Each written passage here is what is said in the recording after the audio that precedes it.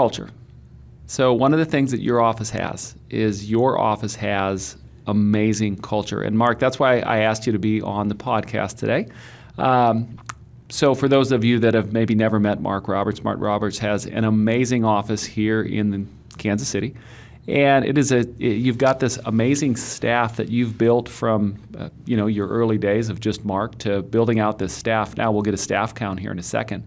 But you've got this amazing full-service practice. And one thing that I've always really respected and love about your practice is the fact that you have this office culture that it is like a financial street gang. When you all travel, when we have events or we go places, you guys are together and you're tight and it's not fake. You can tell that it's real. And I know that tons of advisors that are going to be listening to this podcast would give their left toe to have that kind of culture. And that kind of culture doesn't happen by accident. So let's do this. So we're going to talk about culture in your office and how you got there, but a rough overview of your office, of your practice. So it's not like it's you and maybe your mom is working for you. You've got this full staff, multiple advisors. How big is the staff? So right now we have 12. We have 9 people not in sales and 3 people in sales, me included, me and 2 other guys. And then we have 9 people not in sales. We're a big believer sales is important, but we're a big believer of keeping the clients that we sell to on the books and keeping them clients for long term. So it takes a team to be able to manage the existing book of business. Absolutely. So with that said, so having that much staff, one thing that you also are a big believer in, and I get it wrong because I don't have hair, but it's what they say on the shampoo bottles, lather, rinse, repeat. Is that how you people with hair do it? I don't remember anymore. Lather, rinse, repeat. So I know one of the other things, if you've never met Mark or heard him speak, you are a huge believer in processes. And I'm going to paraphrase one of them, but simplify and replicate. Just bam, bam, bam, bam. You can walk into a meeting, you know what that meeting is about, what needs to be done in that meeting, and then you can move like you do, and that's why your practice is as big as it is. But getting a staff and getting a culture to be able to go along with that, where do you start? How do you build culture? And to you, when I say culture, how do you define office culture? Maybe just the camaraderie that we have inside the office and outside the office. It's how you treat each other, how you talk to each other, how you handle their successes or their failures or their good days or their bad days. It's how you treat each other. That, to me, is the culture. I think everybody in my office knows that I would step in front of a bullet for them. But I also honestly feel that they would do the same thing for me. And I think that starts with me.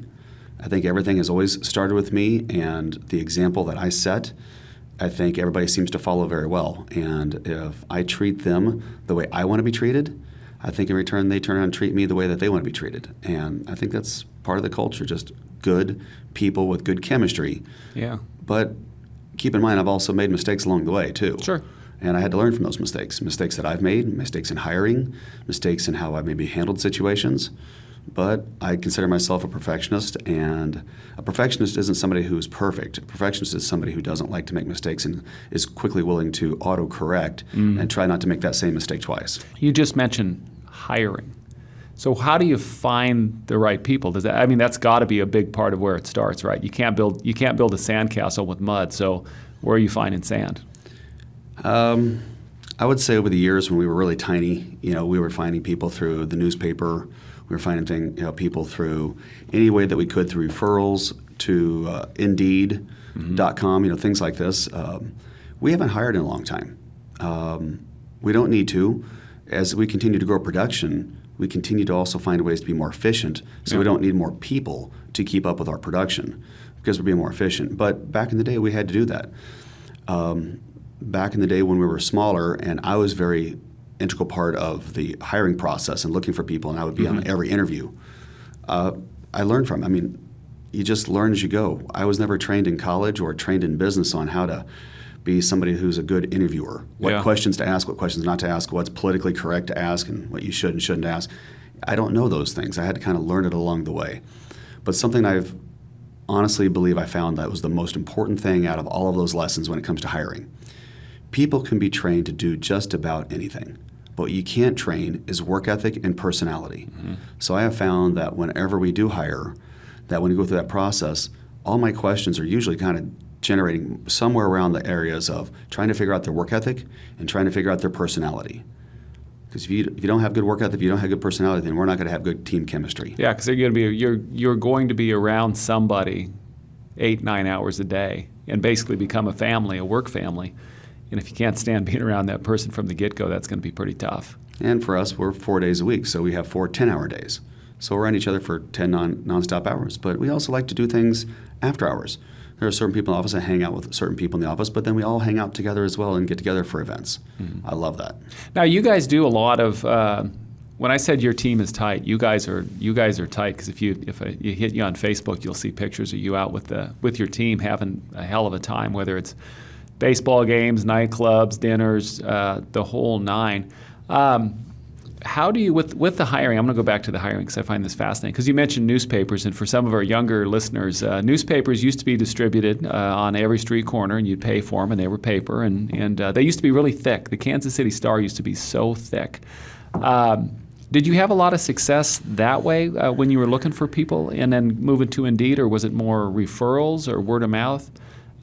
Your better employees that you can think of, how'd you find them? Well, honestly, just say it's a little bit of a mixed bag. I think you have to be willing to look for information in different places and don't just be reliant on one thing. But as time has gone on, I've been doing this now for 26 years, technology has advanced, and things like the newspaper are maybe not as efficient as other things are more efficient. But I'll just pick on Missy. She's been with me for 15 years. She's my business manager, and she's single-handedly probably the number one person that I would say who's taught me how, if you hire the right person, how you can really grow, because she's an amazing person. She's amazing to everything in my personal and business life. But I found her through the newspaper 15 years ago. Huh. And then as I add on, just over time, we just did different things. And I have several people that work in our office that were actually referrals from other people, because I'm always interacting with other professionals like you, like creative, and I need somebody with this skill set. And down the road, I get a referral, and that just ends up being the right person. Yeah. So with when you bring somebody on, then do you have because your office now is big, so do you have a set training regimen all set up? Or how do you bring somebody on board? Well, we're not some big corporate entity, and most financial advisors who listen to this they're small, and they're smaller than me. So no, there's no major training program. What I have is I just find the bigger you get, the easier it is to grow, because you have so much amazing people around you. So if you need to replace somebody for some reason, good reasons or bad reasons, or you need to hire and just bring on an additional person, I have everybody else in that office that can train that person, and it doesn't have to be me. But when you're a smaller office and you're like a solo advisor or a solo advisor with one person, a lot of that training sometimes is burdened on you. So you got to add more to your plate, put another hat on, train a new person, so that ultimately that person can take some of the hats that you're wearing off you. And who else is better to train them than you? But if you have one person, hopefully that one person will help you train the second person. If you have 1 and 2 people, hopefully 1 and 2 people help train that third person. Because there's going to be some crossover when you're small. And there's going to be multiple people wearing the same hats, doing similar things, but maybe some niches. And then as you grow and grow and grow, you can continue to define roles and separate things out a little bit more. Yeah. But today, the way I'm structured today, everything from administrative to operations to marketing to sales, I have people in specialty areas that if we need to add another person to any one of those areas, I have people that can help me train them. Will I be a little bit a part of it? Sure, just interacting. But there'll be a lot more training from others. So no, I would say the answer to your simple question with a long answer is no, there's no training procedure. There's no training module. You throw them in and you do your best you can to give them some space, tell them what you need, show them how to do it, let them be creative and let them be themselves, and see if they can own that job and do that job better than you expected. Now, how do you so I know the answer to this because I've heard you speak several times, and I think this is a great spot to have this part of the conversation, which is, how do you know when it's time to add somebody? Okay, so for me, I've always said I measure everything in my office by Jamie in my office. Jamie is my director of operations. She is single-handedly responsible for every application of new business that we do, and sometimes just paperwork of moving accounts from one place to another. Jamie will single-handedly by herself throughout the year process anywhere from about $120 to $160 million of business every year. Nice. And she does it with not 40 hours a week. So when I see Jamie at overload capacity and we're bringing in that much business for that one person, then that tells me that puts us, marketing's doing a good job. That tells me sales is doing a good job. But the trickle effect is we're going to need to beef up Jamie's position in the paperwork side and the servicing side and the operation side of things. We're going to have to beef that up because the evolution is as we beef up one side, it's going to snowball into the other side of things that we need. So I think I always measure everything by Jamie. She's your canary in a coal mine. Kinda, but we also we implemented something a few years ago that's kind of cool, and I didn't know how it would work, but I had some intentions on it, and my intentions were good. But then after looking back on it, I think, that was actually a really good idea, and the intentions turned out to be fantastic. And so we didn't know what to call it. We just called it flex time. So everybody comes and works 7:30 to 5:30 for the most part. But I tell everybody, you're 4 days a week, 7:30 to 5:30. You can all leave at as early as 4 o'clock, so an hour and a half. So if it's 5, if it's 5:40, or it's 4:30, or it's 4 o'clock, you can leave as early as an hour and a half early every day, but as long as all 9 of you leave at the same time. Interesting. Meaning the salespeople, we come and go as we want. We work long hours. We work odd hours. I don't put any time constraints on the 1099 salespeople, but the W-2 non-salespeople, you're 7:30 to 5:30.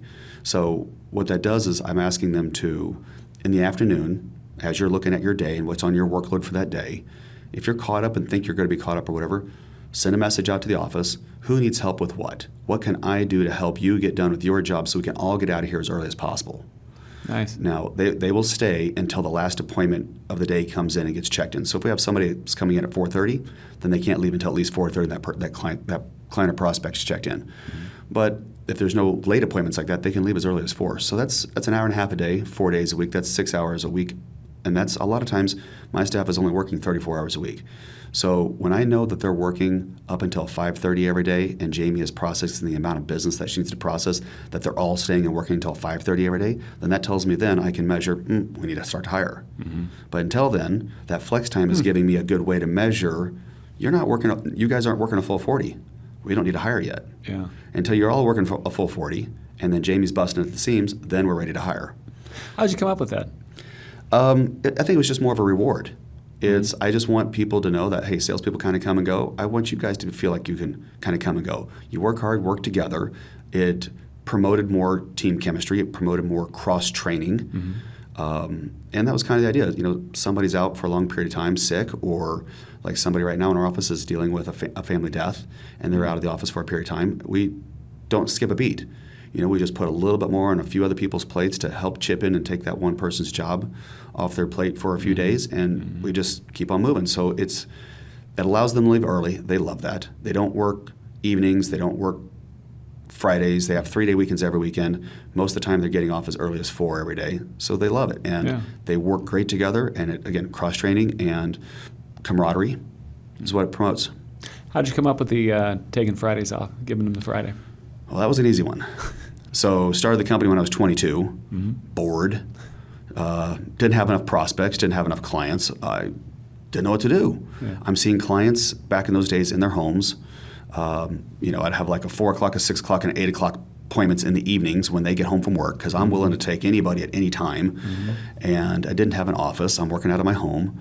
And so I just learned real quickly that this is just not efficient for me. So I started playing golf. Started playing golf when I was 22. Fell in love with golf very fast. And Fridays can be my golf day, and I'm going to work a little harder Monday through Thursday, and I'm going to try to condense my schedule. So instead of long 5 days, I'm going to have longer 4 days. And then it just kind of got structured over time where it's Monday through Thursday, and we'll not have appointments on Friday. Now, the occasional salesperson in my office, they might work a Friday when we're busting at the seams and we have a huge marketing event where we have a huge number of turnout, and they're just trying to get people in. Yeah, they're willing to do that, but I won't ask that of my W-2 employees. That is so cool. I can see you can just see these little things that you do, the consistency. making sure you're hiring good people. You talked, we were on stage once and you talked about, this is a little deviation off culture, but on hiring, that the mistake that I'll butcher this and then you clean it up, please. But the mistake that people make when they think about hiring staff, they see the annual cost or the annual instead of looking at it monthly. Can you walk us through that? Because I just messed it up. Well, I think the average financial advisor is a financial advisor. But at the end of the day, we are more business owners than we are financial advisors. And I don't think we're ever trained how to be business owners. You didn't go to school for it. You don't go training for it. If you started with a captive company, they don't train you how to be a business owner. How to hire, how to fire, how to pay rent, what size square footage you need, what technology, training of people. You don't get trained for this stuff. We don't know these things. So we had to learn it along the way. So for me, I've learned especially again with Missy 15 years ago, that you hire a great person. She's going to take so much off your plate.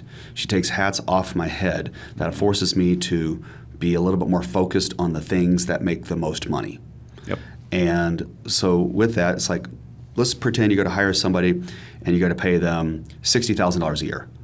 So the average advisor is like, oh, I can't afford to pay somebody $60,000 a year. Well, don't think of it as $60,000 a year. Think of it as $30,000 every 6 months. Think of it as $15,000 every 3 months. Think of it as $5,000 a month. Do you have enough money in your bank account, but you bring in a few sales? Do you think you can pay somebody $5,000 a month? Could you afford that?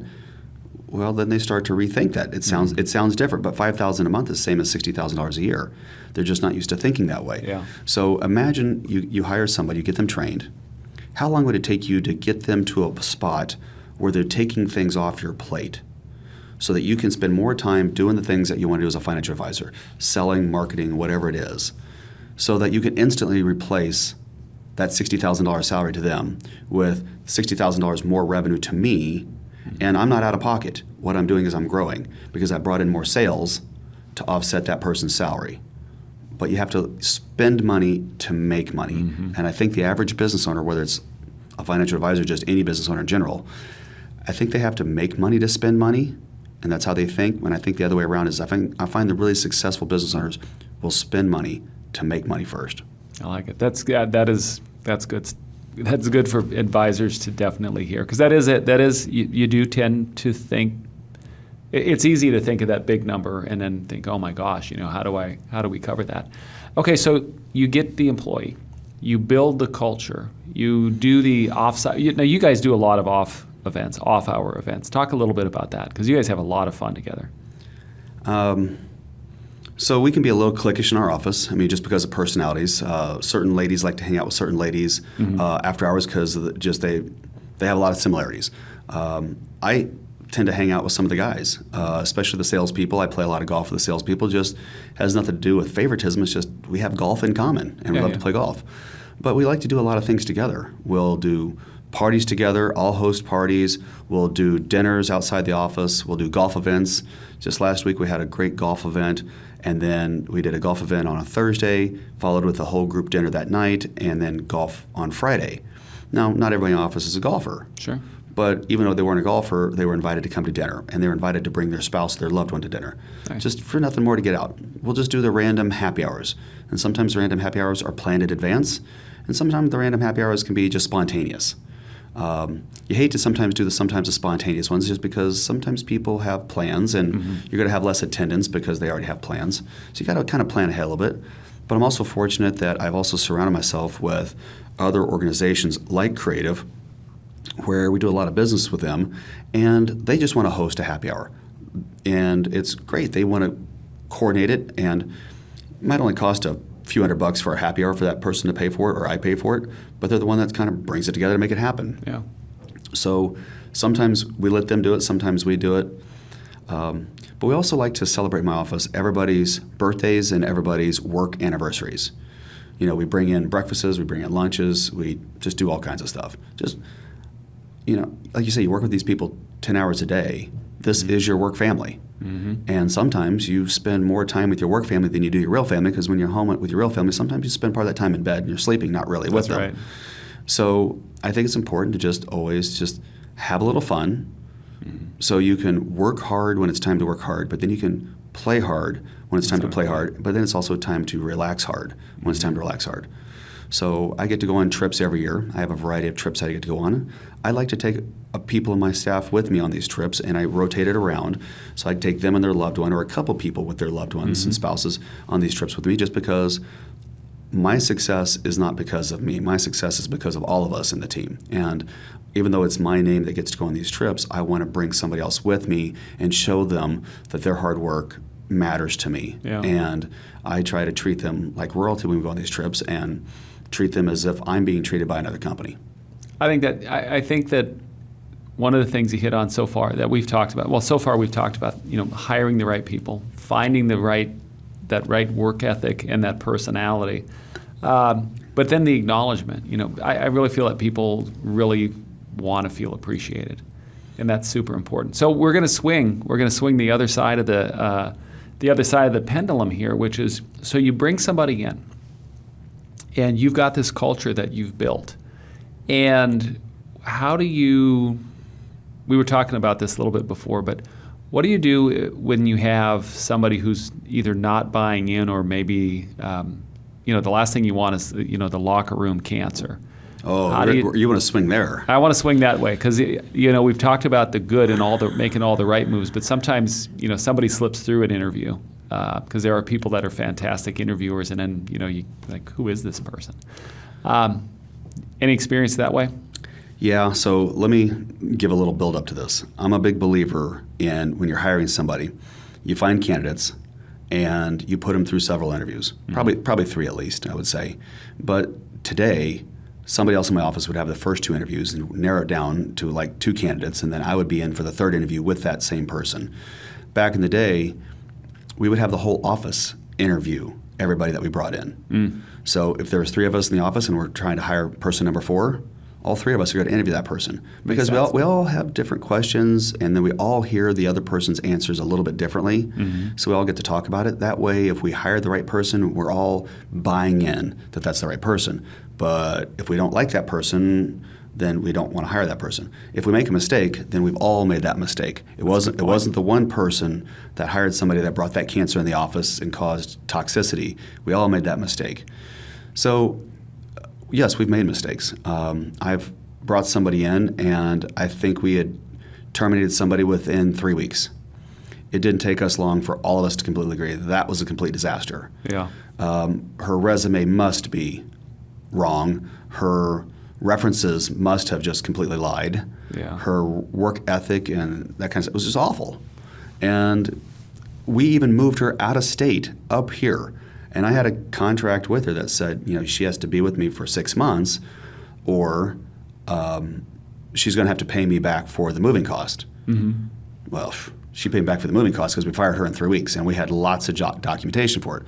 But I've also had people who've been with me for longer than that, a year, 2 years, 8 years, that turned out to be cancer. And just, sometimes people change. Maybe they start off to be a good person, and then greed got to them, or something in their personal life is so heavy on them that just affects their work life. I mean, we're human. But sometimes people are not who you think they are, and it takes you a while to identify that. And so that cancer that's in the office, that toxicity, you got to get rid of it. A fun story that I've shared a few times is, we had a lady in our office that everybody else in my office said, if there was one person in my office that was bulletproof, it was this one lady. She was the most important person to me in the office. She was the smartest person. She did the most stuff. She was the top person. She was Mark's number 1 person. But over time, she was great to me, but not great to anybody else. And I also had the other people in the office were also great. And I would never have said that she was my number 1 person. I think everybody viewed her as my number 1 person. But I had amazing people. Well, long story short, I had to terminate her because there was just too much drama and cancer that one person was causing. Yeah. Stirring the pot, accusations, doesn't accept responsibility when they make a mistake, wants to call somebody else out on any mistake that they ever make. And we didn't want that culture. And that was quite some time ago. And everybody in my office that was with me when we fired that lady is still with me today. And I think that kind of was a shot across the bow that let everybody know that I'm here for you. Yeah. Okay, I'm not going to let you I'm not going to fire somebody because you whine about something or somebody whines about something once or twice. No big deal. But when it's over and over and over, and I have proof and I have enough information coming in from multiple people, we don't want that toxicity. And I want my people to come to work every day thinking that I love my employer, I love my job, I love what I do, I'm getting paid a good amount, he treats me fairly, I get to get off early, I have 3-day weekends. I want them to feel like I love my job and I matter. I enjoy what I do, not only for Mark, but for Affinity, but for the clients that I'm working with. I want them to feel that. And if they do that, they get that buy-in. And that means I'm doing something right with the culture. So yeah, you have cancers, but the thing is you got to rip that Band-Aid off. And if you don't rip that Band-Aid off, then you're just being a softie. And a lot of it has to boil down to, I need you and I don't have a replacement for you. Well, as soon as you find that that person's a cancer, my recommendation is start the interviewing process. And if you have to do it secretly, do it secretly. If you need to do it out of the office, do it out of the office. But get somebody lined up so as soon as you're ready to terminate that person, you got the next person coming in to replace that person. Because I think that's the number one reason why business owners or financial advisors don't terminate somebody is the fear of what they're doing. I got to do their job now until I find the next person.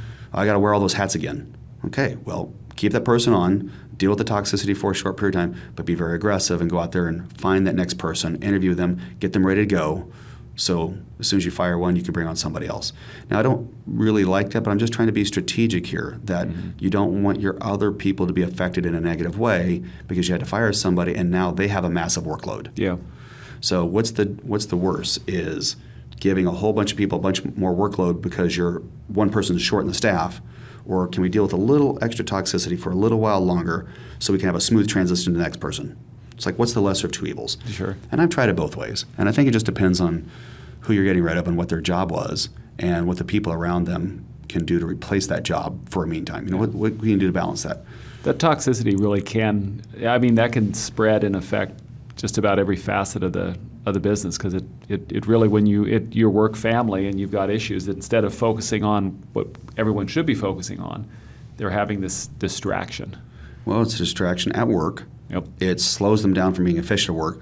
But more importantly, they're taking their work home to their family, and they're probably saying things to their family members about work in a negative way, or having thoughts in their head about work in a negative way. And I don't want that. And if that other person in the office is causing that much toxicity to somebody else in the office, I got to deal with it. So I like to think I'm very fair. I don't micromanage at all. I want to give everybody complete space to do your job. I will help where I can help, but I just don't want to micromanage you. But I also don't tolerate crap. I don't tolerate toxicity. And so if I think someone's made a mistake and they just want to brush it off or they want to blame somebody else, I got real problems with that. Yeah. And in our industry, there's so many things that we could do for clients where other companies, whether it be an insurance organization or a broker-dealer, mistakes can be made. Or sometimes it's our mistake, and we pass it off on somebody else. I don't really tolerate that very well. Make a mistake, it's okay, you're human. Let's deal with it, let's learn from it, let's share it with the others so that we can all learn from that, so we can all try to avoid that same mistake down the road. And when you have that mentality, I think everybody feels free to be themselves and not be fearful of making a mistake.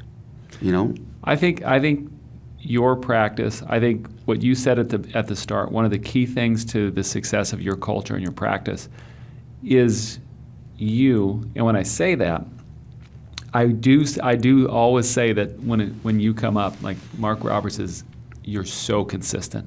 And I think that in a culture setting, as the leader of your practice, your staff knows what they're going to get with Mark all the time, firm, fair, and consistent. But I think that consistency in your personality, I think that is a big driver of the success, because they know the things you'll tolerate, the things you won't, but you're consistent with that. And I've been in places and seen practices where someone's not consistent with behavior across the board. And the story you told about letting that person go that everyone thought was numero uno, that just speaks to the consistency of expectation. It's fantastic. You had a heck of a practice.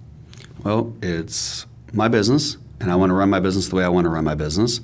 And I find that less toxicity, less drama allows us all to be more efficient, all to be more focused, so we can do a better job for our clients and end up ultimately doing more production every year. Yep, that's a good thing. Yep, I love it. I love what I do. Well, Mark, thank you for being on the podcast. We're going to have you on a ton of times. Lots to dig in and unpack with you and your practice. So thanks for being here. Hey, thanks for having me.